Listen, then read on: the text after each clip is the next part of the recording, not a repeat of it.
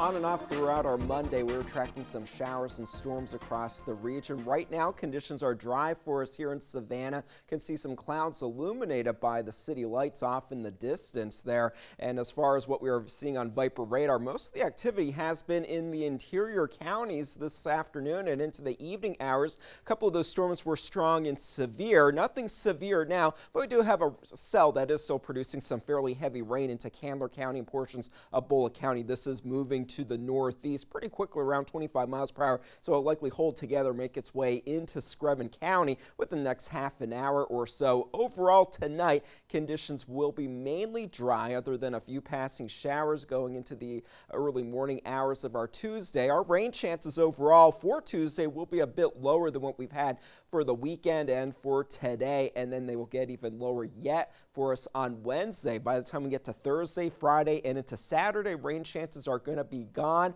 High pressure will be in control. Temperatures will be a lot warmer as a result, but because of all the heavy rain that we had over the weekend, we will have very humid conditions setting up as a lot of that water is able to evaporate and make its way back into the atmosphere, so heat index values will be the concern going into the weekend. More storms are possible for tomorrow as we will continue to have this flow ahead of a frontal boundary making its way through middle Georgia into the day tomorrow, but now we are beginning to see some drier air work its way into the Gulf, and that is going to be making its way into our area. This is more in the mid and upper levels of the atmosphere. We can definitely see that on our water vapor imagery. This is a very dry air mass aloft that is working in, so that's part of the reason why storm chances for tomorrow will be a bit lower and then pretty much non-existent as we head into the later part of the week. But for tomorrow, hour by hour, we will be going through the day with a few passing showers overnight. Perhaps for the low country, we'll have a few of those showers moving through Hilton Head and into Beaufort, and then through the day tomorrow. In the morning hours, we'll have a southwesterly flow. Some clouds will be with us at times. We'll have peaks of sunshine,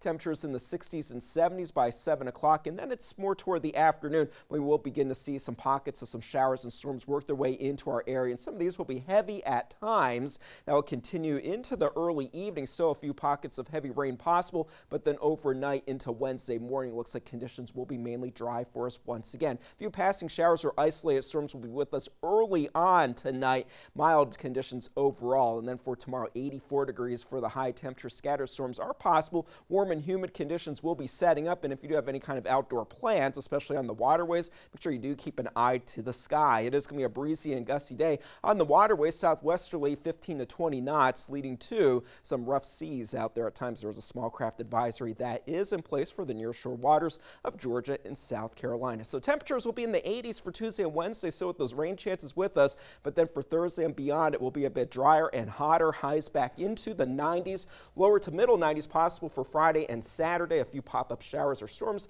possible on Sunday, but those chances right at 20% the way things stand at the moment. So it looks like it should be a pretty good weekend.